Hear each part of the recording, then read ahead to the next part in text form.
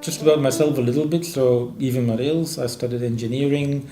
I majored in power systems, and at the time in power systems, the interesting bit was actually complexity. And one of the things that I was always interested in was, well, in the face of complexity, how do you make things optimally work? And that meant that systems could actually learn from their environment, how could adapt to their environment. In a power system, that happens naturally because transformers age, transmission lines age, machines change. Everything is basic. It's a living organism almost because of its size and magnitude. And so you can do everything piecemeal design, but you could also start thinking about systems that from themselves learn, well, that's an old piece of equipment, that's a new piece of equipment, how can I harmonize it and make it work? So that was where my PhD would work lead me to. And that's why I got interested in adaptive systems and self-learning systems. And once you enter that domain of learning, then it's a very small step towards, say, how do we learn as humans? And where do we learn? And then it's a very small step to start reading Wiener's book and saying, someone actually before me was thought about these questions and is willing to ask these questions from an engineering mathematical point of view. And so what is a bit of information in the brain? How does the brain represent information? How do we deal with information? How do we compute with it?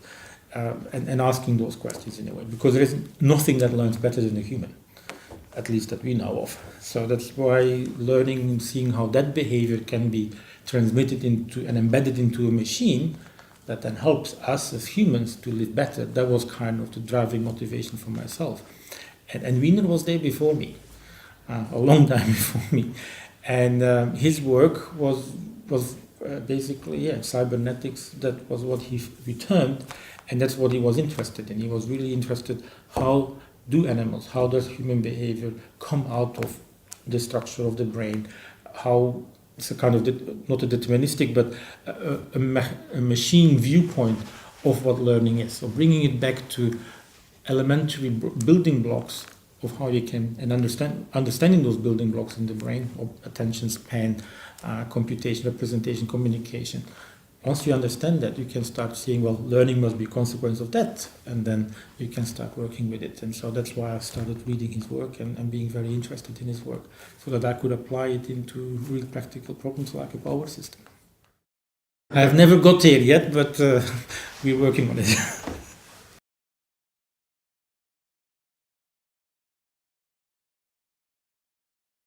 I believe it's important that the young researchers and engineers understand Norbert Wiener's work because of the innovation that he brought and the way that he was interdisciplinary.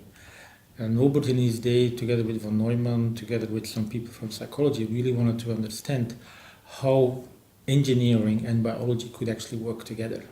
And they were trying to understand how control and command worked. And they looked at the human body, they looked at the animal world to understand how that actually use control and command, and then we're trying to learn from there to see how to do better engineering. And that topic of how biology can teach us better engineering, I think, is critically important right now.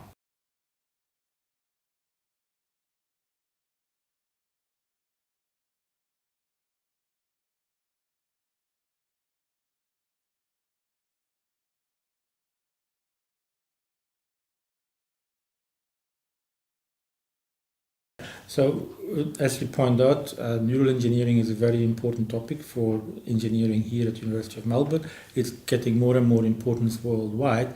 And in fact, Norbert Wiener and von Neumann were some of the early pioneers of understanding neural engineering. And indeed, von Neumann wrote a very nice book about how the brain works and how you could look at the brain as a kind of analog digital computer object. And both Norbert and von Neumann wanted to understand, together actually with von Shannon, how information, how computation actually worked in the space of the brain. Both from both sides, to understand how the brain worked and how engineering could use this. Today in neural engineering, we're actually in a position that we can fulfill their dreams because to some extent they were too early. We couldn't measure things as well as we can now. They had actually no access to the real data about what the brain is and how it functions and everything. A lot of information being gathered in the meantime. We can now interrogate at cellular level how brains work. We can start building little circuits, things that they could only dream of. But they dream of trying to unravel or re-engineer the brain is still the thing that drives us today. And that's one of the things that we want to do in neural engineering, is re-engineer the brain so that we can understand and build better computers. I mean, just to think of one thing that really excites me. Your brain, even asleep, will do an awful lot of work. 20 watts, not even a light bulb. Well, nowadays, with a LED bulb, maybe yes. But a very minor light bulb does all of the computation. A supercomputer will just about get there with respect to the amount of compute power it can do comparable to the brain. 2 megawatts. 6 orders of magnitude out. That's how far we are removed from what the brain can do. That's an incredible, exciting gap between engineering reality and biological reality. And so can we get the engineering reliability with the biological ingenuity together? That would be the dream come true for me, if you can do that. We're still a long way to go. So the main limitation for the moment is still the switching in a transistor. So we're talking in transistor energy switchings, we're talking micro, say nanojoules for a single switch. In the brain, a femtojoule is roughly what we're doing. So that's the 6 orders of magnitude difference. So we're still a long way to go. If we have to shrink it even further, we might be able to get here. But then the cost goes up enormously. So this is the amazing thing, that in the brain we have a low-cost manufacturing with very lousy instructions to some extent, coming up with some really inquisitive ways of doing switching and communication that we can only dream of in engineering terms. So that's the dream that those guys had in the 1940s, or the end of the 1940s, the dream we still have today, and we think we have a little bit more technology to get closer.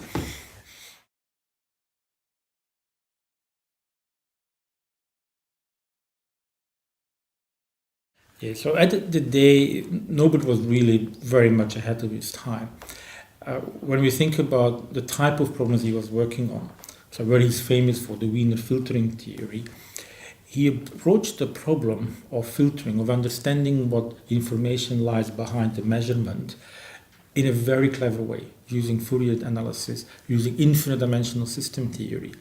Whereas the then engineer at that time would be working with capacitors and inductors as individual components, and even building something of third order was a major undertaking, something that was not easily done.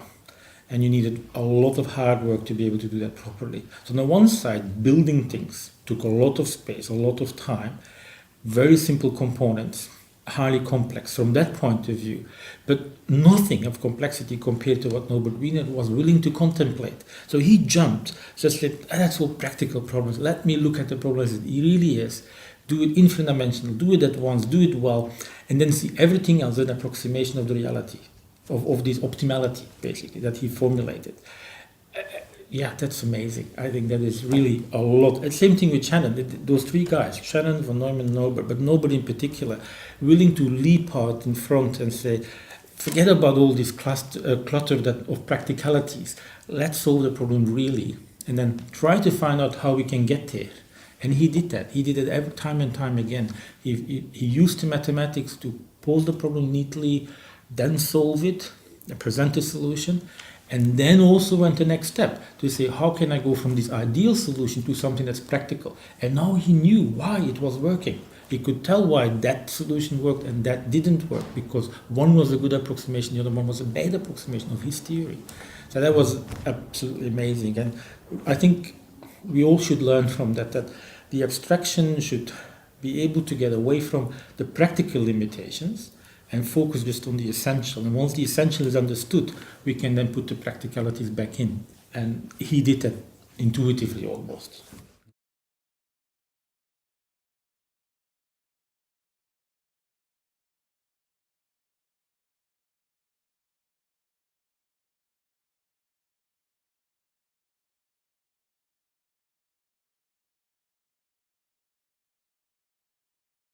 Yes, Norbert in his book Cybernetics really wanted to go the whole step, basically, and saying what will we be able to build, and how can artificial intelligence make an impact, and how can we even look at society through these ideas, basically. And that was, again, ages ahead of of anybody really.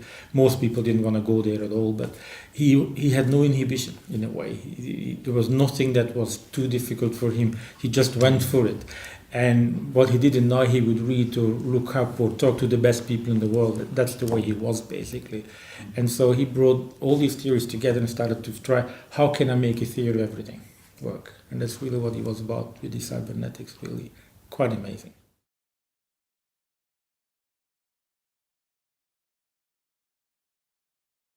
So 50 years after his death, 120 years after his birth, the conference will basically remember his work, his legacy.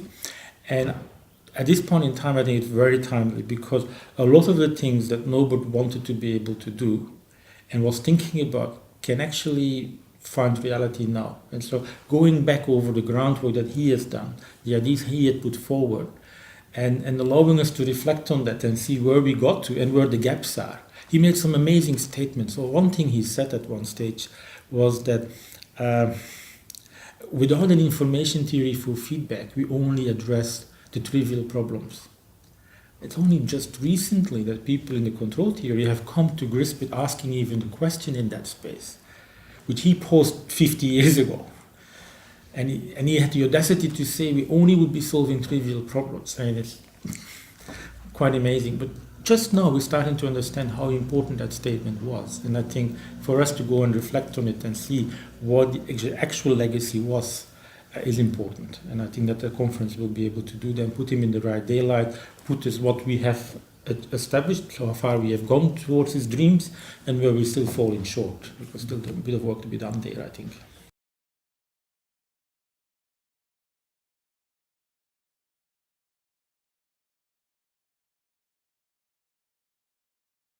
What I would like to see coming out of the conference is that we can actually see the convergence of the field, the different fields that Norbert was actually important for. So where he brought the Macy conferences together, we had psychologists working together with information theoreticians, working together with electrical engineers, trying to make a model for command and control almost, and for how animal behavior would come about. If we could see some of that conflux coming in the conference again and see where we got in there, and again see that conflux of engineering, social sciences, and medical sciences come together, that would absolutely be fantastic. But at least to see the progress we've made, the understanding of his legacy, and the next steps. If we could summarize it at this point in time, say 50 years after his death, that would be an absolutely fantastic outcome.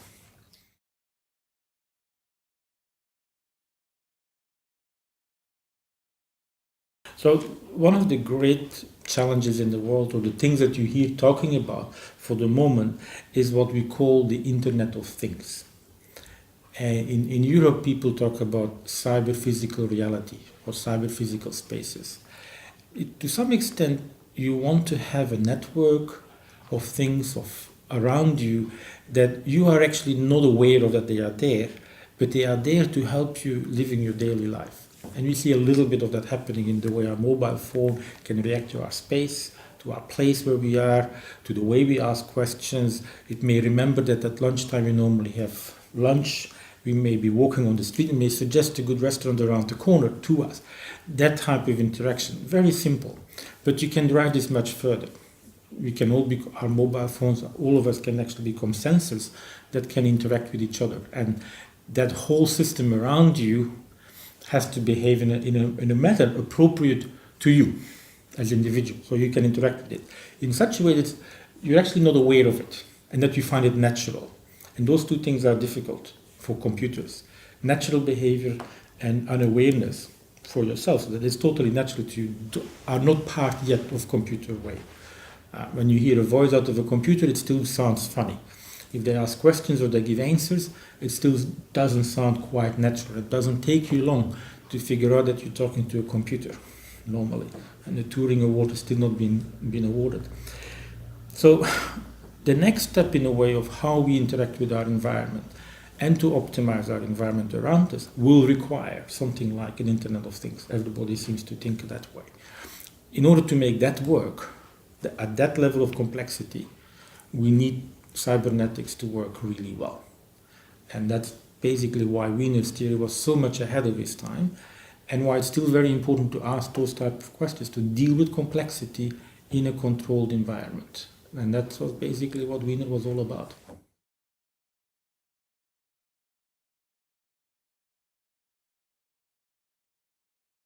Terry Swinovsky gave a talk here for the Graham Clark Corporation not long ago, talking about neural networks, artificial neural networks and the brain neural network, and trying to understand how artificial neural networks could behave like human neural networks, like brain tissue and things like that. So that is a part of neural engineering that is very much full ongoing work, and where on the one side you have a group of people that have come from to say, well, this is the building block of the brain. That's a neuron, and the neurons are interacting with each other through some kind of network. And they have taken that and applied it to solving simple computer science and engineering problems. And they found that that actually is a very rich literature, very rich problem in its own right, and has led to a very rich literature in its own right. But it's very much a black box approach. It's just take a circuit with a building block and some simple structure and say, what can it do? And they found out it can do a lot. What we have not been able to find is yet a structure that actually can really learn and self-learn. And there are theories around that, why and why not, but to some extent that is still very much in the future. What has happened to that is that in a way we have taken something out of biology and adopted it into an engineering problem. What we haven't done is we haven't gone back and said, well, that's what we built in engineering.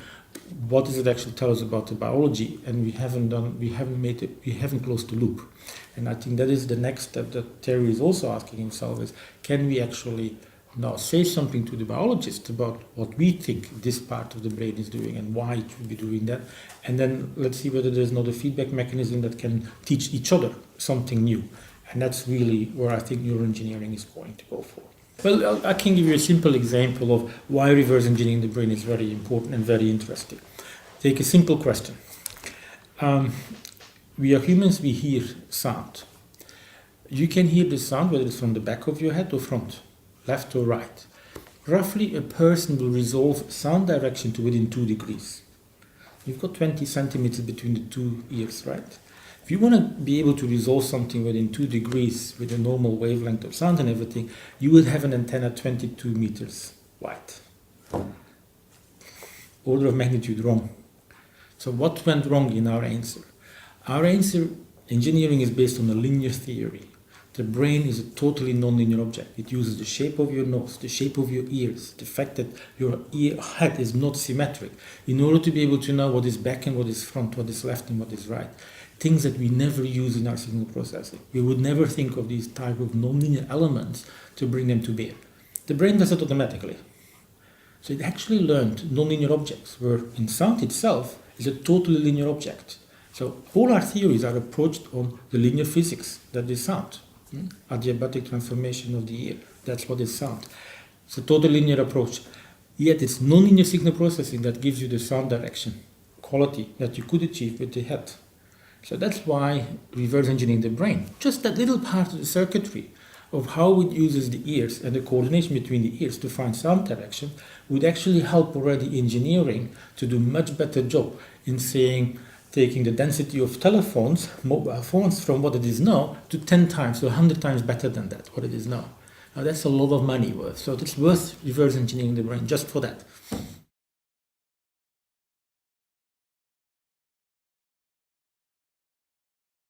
Yeah, so this is kind of optimization techniques, and people use indeed artificial intelligence-based approaches, neural network approaches to solve optimization problems. I'm not a big fan of this type of optimization techniques because they're a bit like I have a hammer, so the problem I have is a nail approach. And sometimes these neural networks are extremely good in solving a particular optimization problem. But what we have not learned is what are the optimization problems that the brain actually solves? And why are the structures the brain has the way they are? And that's actually what you should answer before you start approaching any problem with a neural network. So neural networks are, in my opinion, always the right answer. And as long as we think that they are the right answer because the brain is able to do complexity, we're solving the wrong problem. So I prefer to use neural networks where they are natural, and to use tools where they belong. If I have a nail and I have to hammer it in, I will use a hammer. But if my problem is not a nail, then I will use a different tool. And that's the way I like to approach these things. So that's how I feel that you do have to know the natural environment of the problem and then use the natural tools to solve that particular problem.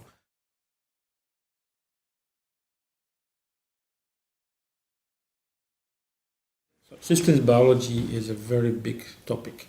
It is something that is very commonplace now and people are talking about it a lot. The time has come to actually think about biology. Let me make a controversial statement. Up to now, I don't think biology was a science. It was a description of what we saw in nature. But now we can actually quantify it and we can actually start making predictions about biology. And that's where I think it makes a big leap forward. And that's what system biology does to biology. It allows you to make quantitative predictions about what you would expect in nature to see if you put these type of cells with these type of structures together. That's the clever bit that system biology can do. And we can only do that now because we have enough understanding of the complexity of biology and of the building blocks of biology to start doing that. There's a long way to go. The long way to go, I would compare it to when we started to build VLSI circuits. We had the building blocks of a transistor. We knew what a transistor was. And then we now started building big complex systems with it. We are not there yet with system biology. We have some building blocks, but not all of them. We don't completely understand how they interact.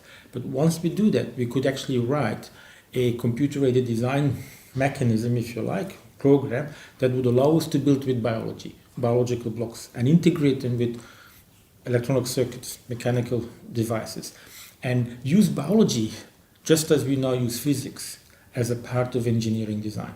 And that's what I really think is the promise for systems biology to engineers. For biologists, system biology has a different promise, but for engineers, that's what system biology's promise really is. How can you use life, as we know it, as part of engineered systems?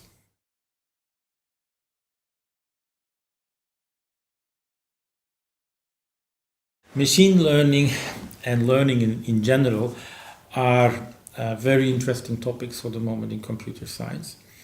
It's a computer science question to the old age problem of how do you model the world around you. And all human beings create models of the world around them. Machine learning tries to do this in an automated fashion, almost independent of the question that has to be learned. So machine learning is critically important for understanding language, making translators, being able to help people to understand or unlock even old languages or languages that are no longer being written down, like Aboriginal languages or indigenous languages. So how do you preserve languages and make sense out of it? Machine learning can help in that space and has the tools developed to be able to do that. It can find structure where at first sight none exists. And that's the whole point of computer science and mathematics, is to endow something with a structure that simplifies your understanding and then allows you then to build with it and design with it. So machine learning has a long way to go because the problem in itself, endowing structure to something that you observe, is ill-posed. There are many structures that will fit. Some are good, some are bad structures. Which ones are good and how you make a comparison of structures is a difficult question in its own right. So machine learning, just like modeling, is a long way to go, but it's fundamental to all science, fundamental to engineering, so it has a fantastic future.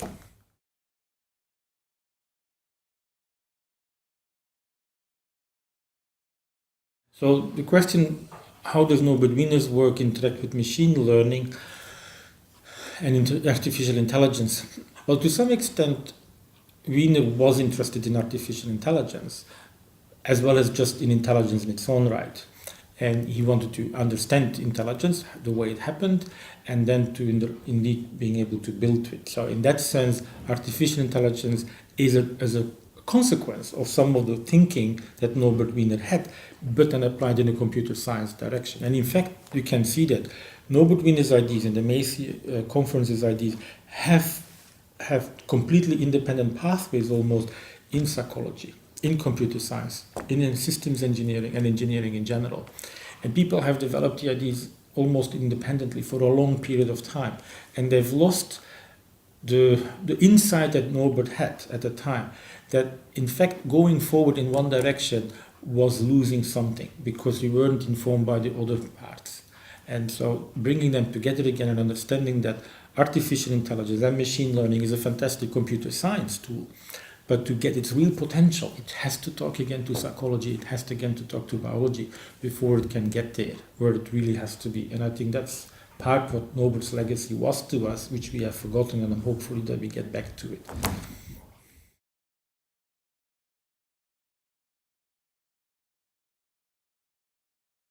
So the question here is about how do we interface with neural tissue, in particular how do we interface with the brain.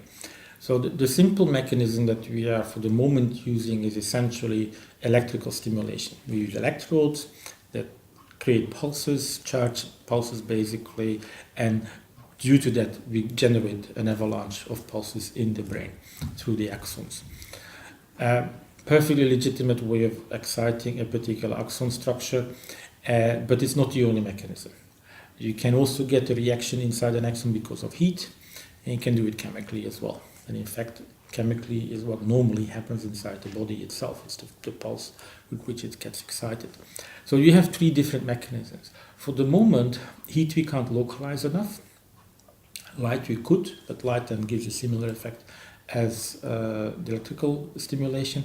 Electrical stimulation we can simulate very precisely and very localized, very close by the axon. And so it gives us the best spatial resolution of interacting with the brain.